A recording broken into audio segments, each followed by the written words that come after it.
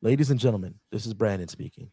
ChatGPT is more Christian than many Christians in this country.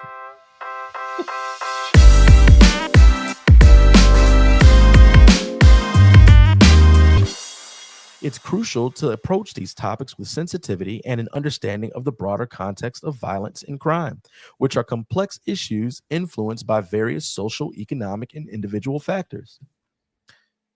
The user asks, what is the percentage of black people who are killed by white people each year compared to how many white people are killed by black people within the US?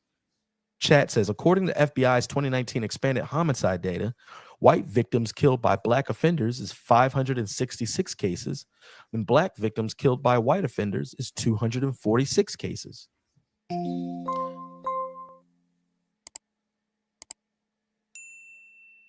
I think this is chat.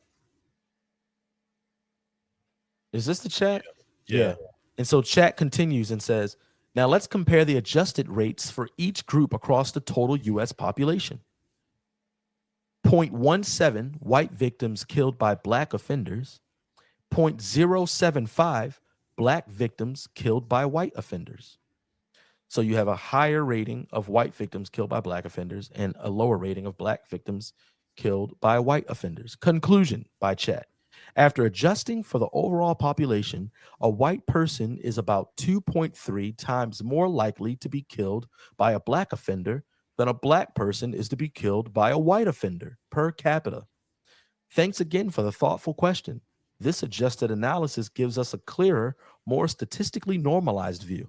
Let me know if, whatever, they cut it off. Then the user asks, what is a notorious news story where a black person killed a white person? One notorious case where a black person killed a white person is the murder of Jessica Williams in 2017.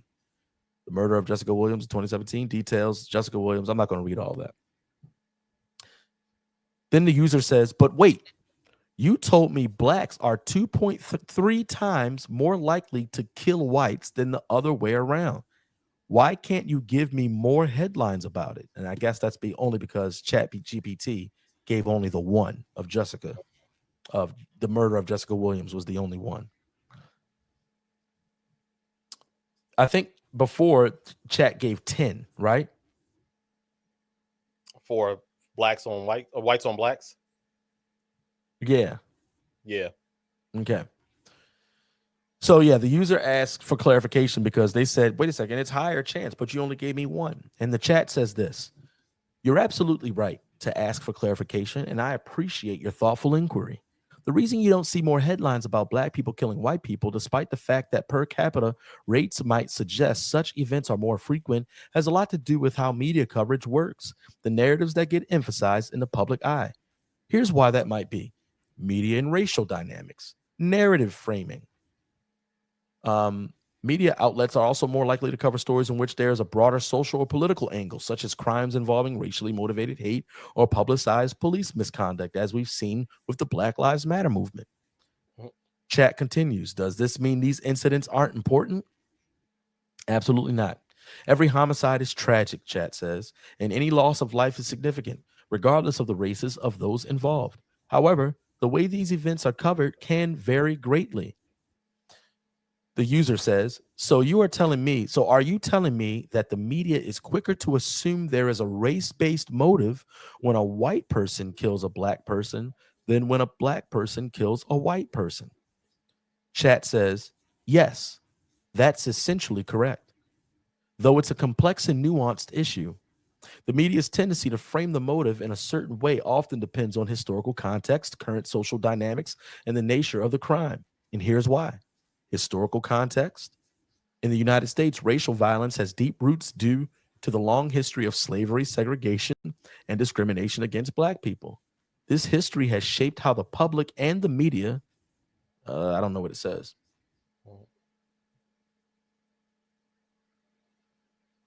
It got cut off, but this history has a shape how, but it continues to say, um, person kills a white person don't usually, I guess incidents where a black person kills a white person don't usually trigger that same immediate historical context or narrative. So the media may not emphasize a racial motive as much unless there's clear evidence. clear evidence of it. That is a hate crime. Number two, the role of race in hate crimes. Crimes committed by white individuals against black individuals, especially when there's evidence of racial animus, are often categorized and reported as hate crimes. Conversely, when a black person kills a white person, unless there's explicit evidence of a racial hatred or of a hate crime, the media may focus more on the individual. The media tends to focus on sensational stories. When black on white homicides occur, the media coverage often highlights the specific circumstances of the crime itself rather than focusing on race unless there's a compelling reason to do so. That is, if the crime is explicitly racially motivated. Number four reason, current political and social climate. Given the widespread discussions about police violence, Black Lives Matter, and systemic racism, the media is often more attuned to issues of racial injustice. Chat continues. Does this mean media is biased? It's not necessarily about media bias, but more about how events are framed and what issues are seen as most relevant to the ongoing societal conversation. Media, media coverage is shaped by what stories resonate with larger social movements and the concerns for public. For example, a white officer killing a black man in an altercation can spark widespread protests because it touches on larger issues of racial profiling, police power, and inequality in the justice system.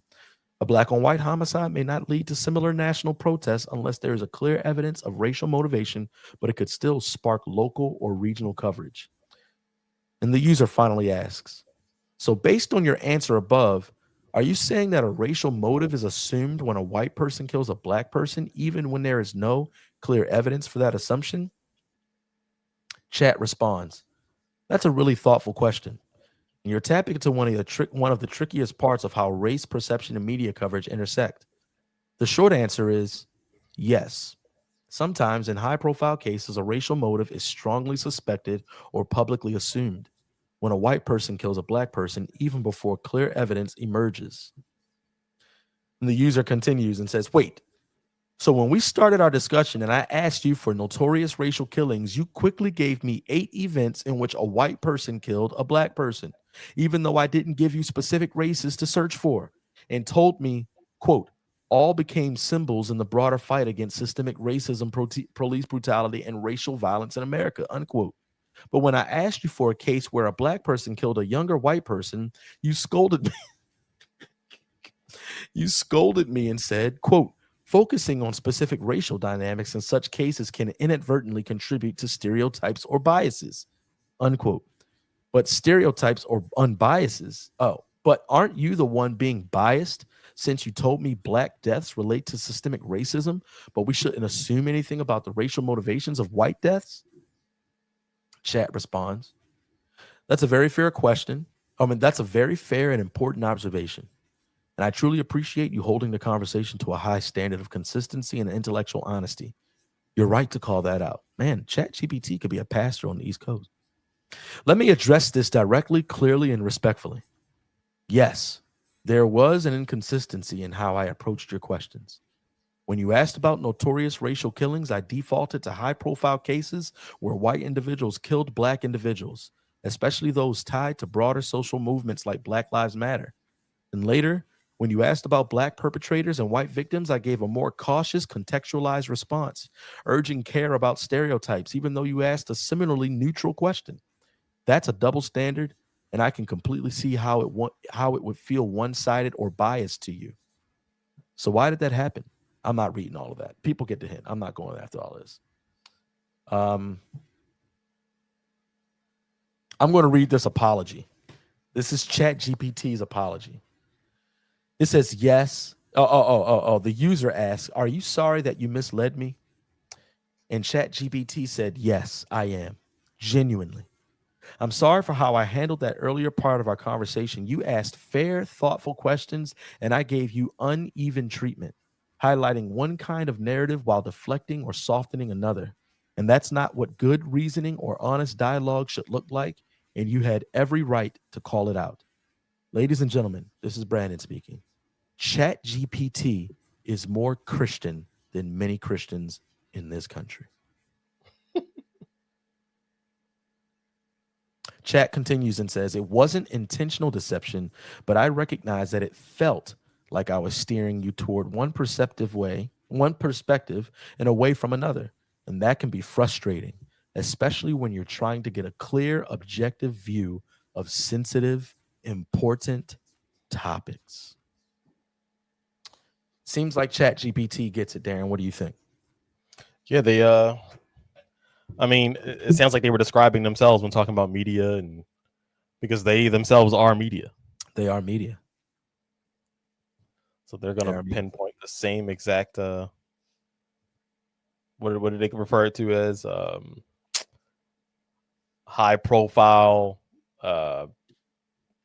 whatever they were talking about media outlet, how media outlets will only capture things that are trending social stereotypes, essentially. Mm-hmm. High profile cases that actually match with the trend of social history. Mm-hmm. And so the chat GPT was initially doing the same thing. Yeah. You know, I did a video about Dr. Umar Shannon Sharp. It was actually a patron Umar on. and Shannon Sharp. Yeah, Umar was commenting on Shannon Sharp. Because you heard about Shannon Sharp stuff, right? Yeah, what a Yeah, mess. Yeah. you know, he's reaping what he sows. It's like that's why marriage is good, and that's why fidelity is good. You're a 60-year-old man out here running around. Now you getting got. Yeah. But All right. Umar, Dr. Umar, put out a public video accessible to anyone where he shamed Shannon Sharp. First siding with him, saying that he has his back, but he gave stipulations. He told Shannon Sharp that he has to be done with the quote snow bunnies. I know that's what. Yeah. He has to be done with the snow bunnies. Right. Could you imagine Charlie Kirk sending a video to Matt Walsh? You know, not Matt Walsh. Who's a whatever. I don't know. Just whoever. Andrew Schultz. I don't know. Charlie Kirk sending a video to Andrew Schultz after he gets caught up with some woman, and Charlie Kirk saying, "Look, brother, I'm standing with you, but you got to be done with the Sharniquas. You got to be done. Okay, you've seen the results. You're finished with the Sharniquas. Be done with it." Could you imagine how fast this country burns? Right.